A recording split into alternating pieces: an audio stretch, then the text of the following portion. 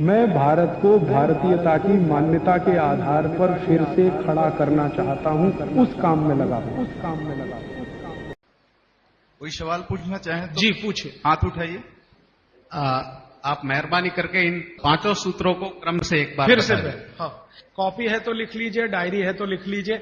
और मैंने आपसे कल भी कहा था, आज फिर कह रहा हूं कि नहीं लिख पाए तो भी चिंता मत करिए। ये सब सूत्रों की पुस्तकें, हमने कई पुस्तकें ट्रांसपोर्ट से भेजी थी, वो आ गई हैं, यहां पीछे हैं भरपूर मात्रा में। ये सब सूत्र उनमें विस्तार से है, मैं तो शॉर्ट में बता रहा हूं, आप वो भी ले जा सकते हैं। बाहर आज स्टॉल पर भरपूर पुस्तकें।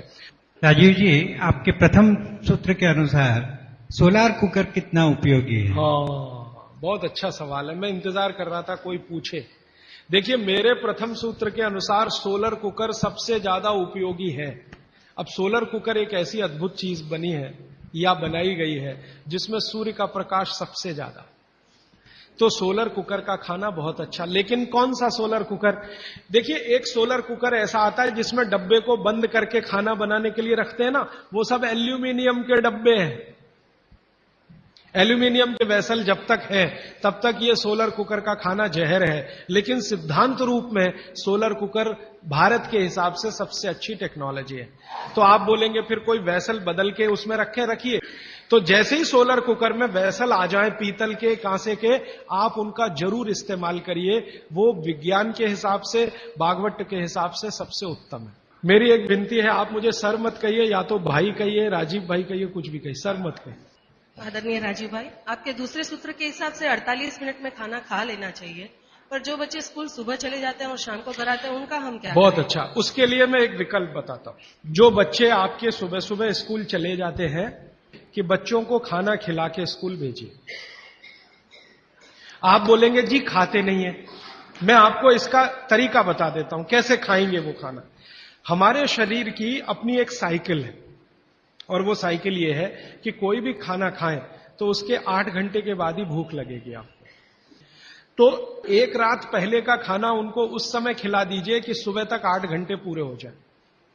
माने अगले दिन शाम को ही खाना खिला दीजिए, रात को मत खिलाइए। शाम को 6 बजे तक अगर आपने खाना खिला दिया, 6 बजे तक, तो 8-9 बजे तक सोने की नींद उनको आई जाएगी। क्योंकि 1.5 घंटे के बाद जैसे ही खाना पच के रस में बदलता है, बॉडी का ब्लड प्रेशर अपने आप बढ़ना शुरू कर देता है, और ब्लड प्रेशर बढ़े तो नींद आनी ही है, रुक नहीं पाएंगे आप। तो शाम का खाना 6 बजे उनको खिला दीजिए, 8 बजे तक नींद आ जाएगी। और 6 बजे से 8 घंटा गिनेंगे तो सवेरे 4-5 बजे तक वो पूरा हो जाएगा। तो 4-5 बजे के आसपास जब वो सोकर उठेंगे तो इतनी तेज भूख लगी होगी कि आप रोटी दाल चावल खिला दो, वो खा के चले जाएंगे। आपको थोड़ा बदल ये करना है कि रात को हम बच्चों को 10 बजे खाना खिला रहे हैं या 11 बजे खिला रहे हैं, उसके 2 घंटे के बाद रस बन रहा है तो 1 बज जाएगा। 3-4 बजे तक आधा खाना पचा, आधा नहीं पचा, सवेरे उठने पर भूख लगेगी कैसे? बच्चों को रात का खाना बिल्कुल बंद कर दीजिए। मैं आपको विनम्रता पूर्वक कह रहा हूं, इसको मैं कल या परसों बहुत विस्तार से समझाऊंगा, पूछ लिया आज आपने इसलिए कह रहा हूं। रात का खाना बिल्कुल बंद कर दीजिए, क्योंकि बागभट्टी जी का ये जो पहला नियम है ना, ये अभी मैंने आधा ही बताया। सूर्य का प्रकाश और पवन का स्पर्श हर समय वो कहते हैं खाते समय पीते समय रहना ही चाहिए। अब 6 बजे के बाद तो सूर्य प्रकाश रह नहीं सकता। और आप जानते हैं सूर्य प्रकाश का सबसे बड़ा परिणाम है विटामिन डी का निर्माण। सूर्य प्रकाश में ही विटामिन डी बनता है। तो जब तक ये सूर्य प्रकाश है तब तक खाना खाएं तो विटामिन डी मिले, और बच्चों को विटामिन डी सबसे ज्यादा चाहिए। इसलिए बच्चों को तो रात का खाना बिल्कुल बंद करिए, शाम 6 बजे खिला दीजिए। सुबह 7 बजे जब स्कूल जाएंगे, खूब भूख लगी होगी, उस समय 7 बजे पराठा बना के भी खिलाइए, आलू का भी पराठा खिलाइए, गोभी का भी खिलाइए, कोई फर्क नहीं पड़ता। सुबह के भोजन पे आगे बात करूंगा। सुबह का भोजन जितना हैवी हो उतना अच्छा। गोभी का पराठा, आलू का पराठा, जितना पराठा, पूड़ी, जो पकवान, सब सुबह, सब सुबह। दोपहर का खाना थोड़ा कम और रात का बिल्कुल कम, शाम का बिल्कुल कम। तो बच्चों को भरपेट खाना खिला के स्कूल भेजिए। लंच बॉक्स की जरूरत नहीं है। जब वो घर आए तो दूसरा भोजन कराइए, और शाम को 6 बजे तक तीसरा भोजन। तो मैंने कुछ बच्चों पे प्रयोग किया, शाम का भोजन बंद किया, सुबह उठते ही भूख लगती है उनको। ये तो प्रकृति का नियम है, लगे। सारे जानवर, सारे पक्षी उठते ही खाना खाते हैं। आप देखो, चिड़िया है सुबह सुबह खाने पे लग जाएगी, गाय बैल भैंस बकरी सब सुबह खाने पे लग जाएगी, क्योंकि वो शाम को सूर्य के बाद खाना नहीं खाते। कोई गाय रात को खाना नहीं खाती, खिला के देख लो, जर्सी गाय को छोड़कर।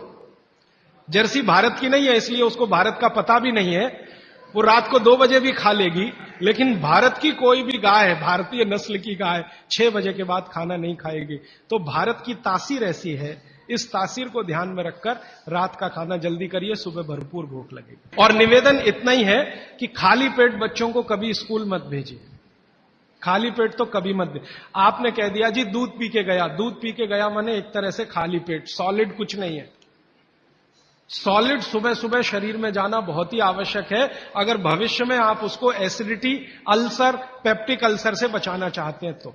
हमारे चिंतकों ने कहा है, हमारे बुजुर्गों ने कहा, हमारे इतिहासकारों ने कहा है कि परिवर्तन ही जीवन है। तो क्या सारे परिवर्तन बेमानी है?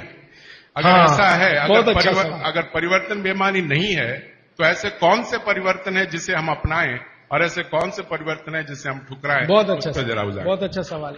देखिए, दुनिया में हर समय परिवर्तन होते हैं, ये प्रकृति का नियम है और यही जीवन है, ये बिल्कुल सही बात है।